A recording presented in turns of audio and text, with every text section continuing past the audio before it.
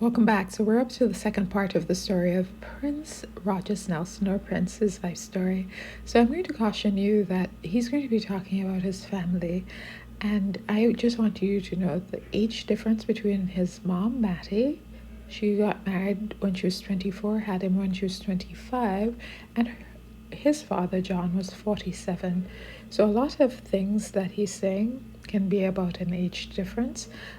Also, Prince did a similar thing in that he had two wives, and one was 15 years and the other was 19 years younger. So I'm just pointing out patterns and things. Um, so Prince talking about his parents. My mom's the wild side of me.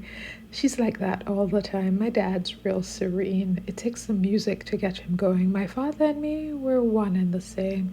And part of the father's serenity can be you're just older and you're too tired for much of the nonsense. My mother's eyes. That's the first thing I remember. You know how you can tell when someone's smiling just by looking in their eyes? That was my mother's eyes. Sometimes she would squint like she was about to tell you a secret.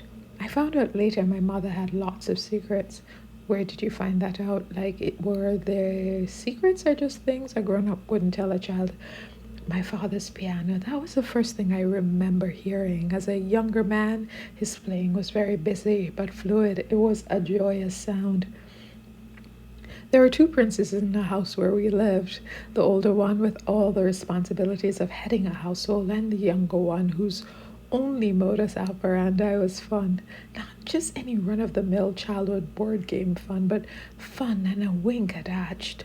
My mother liked to wink at me. I knew what a wink meant before I knew how to spell my name. A wink meant something covert was going on, something special that only those who were in on it could attest to. Sometimes when my father wasn't playing the piano, he'd say something to my mother and she would wink at me. She never told me what it meant, and sometimes it would be accompanied by a gentle caress of her hand to my face. But I'm quite sure now this is the birth of my physical imagination. An entire world of secrets and intrigue, puzzles to solve, and good old fashioned make believe. A place where everything for a change just goes away. My parents were beautiful. To watch them leave the crib dressed up for a night on the town was one of my favorite things to do. Even though my mother was walking funny when she came home, it was all worth it. I think she was drunk.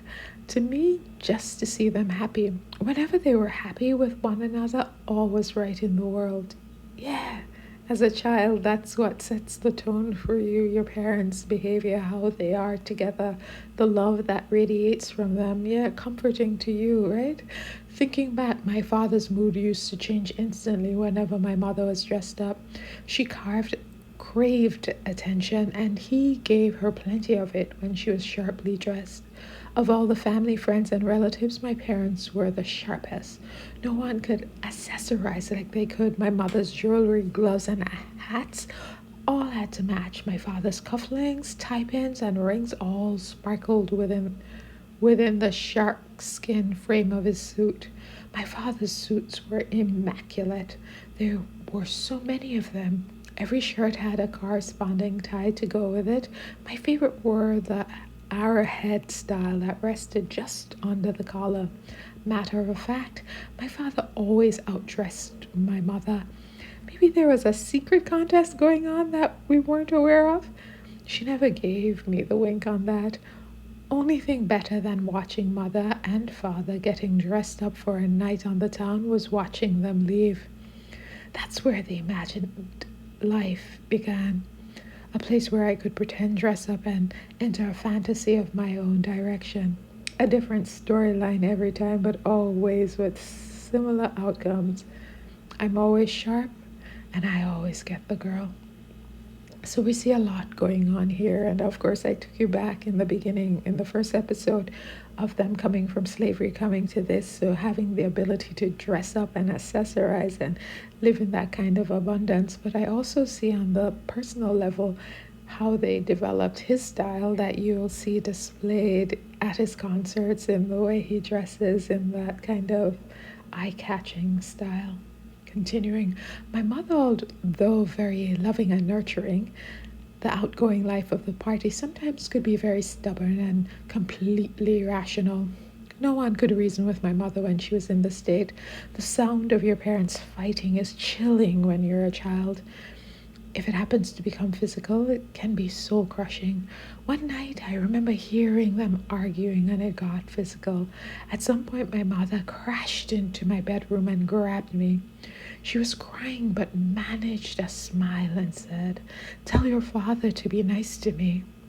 She held me up as a buffer so he wouldn't fight with her anymore. Things calmed down then. For a while, my mother subsequently got a lawyer to defend herself against my father.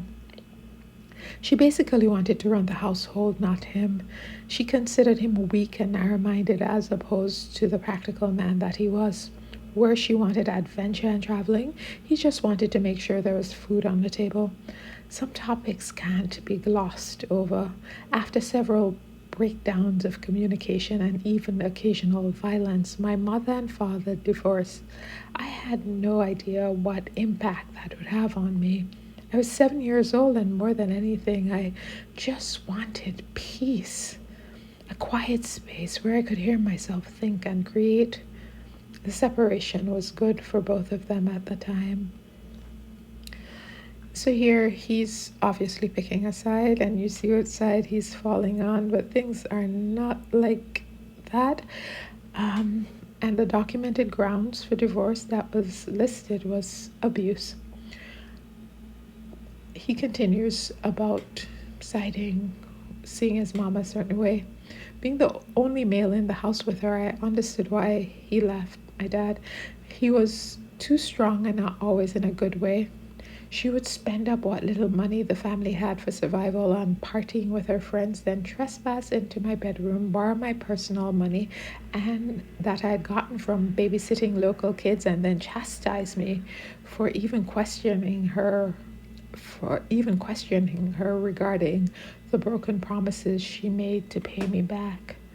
So you see, this behavior seems immature because, this was her second marriage by now. What childhood did she have? What time did she have to grow up? They needed to explore themselves without interference from each other. For a time, everyone was happy, and my father would come by every weekend and take us to church and then to dinner afterwards, just like before, except now my mother was absent. The stubbornness on our part would be their ultimate undoing. I miss seeing her get dressed up in her Sunday best. I miss the admiring eyes from other kids because I had the most beautiful mom. Most of all, I miss the knowing wink that she gave me when I was unsure about something. That wink meant everything was all right, but in fact, everything was different now. I didn't actually begin to know my father until he left my mother. Being the only male in the house, I understood why he left. My stepdad came along when I was 9 or 10, and I disliked him immediately because he dealt with a lot of materialistic things. He would bring us a lot of presents all the time rather than sit down and talk with us and give us companionship. Of course, this is also a resentment because you want your dad there and the stepfather is taking his place, and this is problematic. I got really bitter because of that, and I would say all the things that I disliked about him rather than tell him what I really needed, which was a mistake, and it kind of hurt our relationship. I don't think they wanted me to be a musician, but I think it was mainly because of my father. She disliked the idea that he was a musician, and it really broke up their life. I think that's why he probably named me what he named me. It was like a blow to her. He's gonna grow up the same way, so don't even worry about him. And that's exactly what I did. I was about 13 when I moved away. Ideally, parents should stay together. The day my mother remarried was the day I decided I want to live with my real father, who loved the Bible and had a keen sense of morality and class. This is the man that was hitting your mother. This is the man up to his second marriage. It's like this idealizing of someone. He's just a normal man. none of which my stepfather possessed. The best thing that can be said about him was that he made my mother happy. At 12 years of age, I left them behind to each other to live with my father. It was the happiest day of my life. I could only go so far alone with no teacher. I needed to be near my hero. The day I was to live with my father, there was a drop off time set, 6 p.m. I didn't know that until later because, out of spite, my mother told me that she had somewhere to be and rushed me to pack so she could drop me off 2 hours earlier.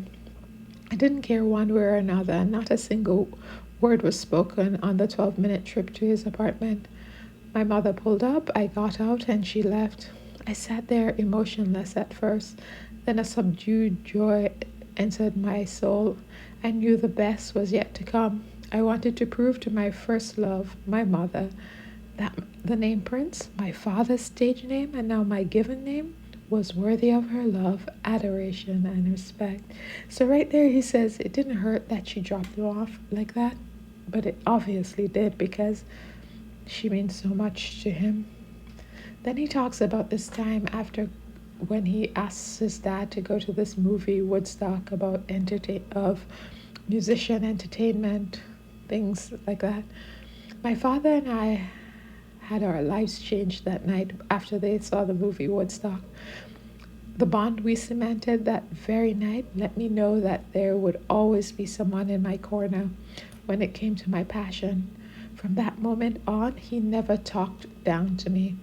He asked my opinion about things. He bought me my first guitar because we couldn't fit a piano into my aunt's house. The apartment we lived in was getting too small for us, so my father suggested my aunt take care of me for a while.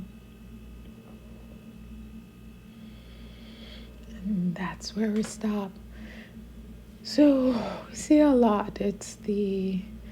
It's not as abusive, definitely, as the Jackson home, but it's not ideal. But how do you get the ideal when we've not been brought up, taught? We go from slavery into these families and we're just making up the rules as we go along.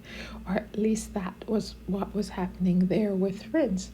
The thing about our generation, the generation after, is that we don't have to make up the rules as we go along. We can actually learn the tools of communication, learn the tools of not recreating plantation lifestyles that are abusive just by even saying the simple thing, I won't do anything to my partner, to my child, that would be done on a plantation. I won't be a tool of massa to inflict pain and hurt on my family the way pain and hurt was inflicted on us. So I think that is the work. The farther away we get from slavery, we must actually move away from the behaviors that were exemplified there, the behaviors of harming ourselves and harming our children and harming our spouse, and try to get the tools of communication and love. And that's the way we win. That's the way we win. Thank you so much for listening.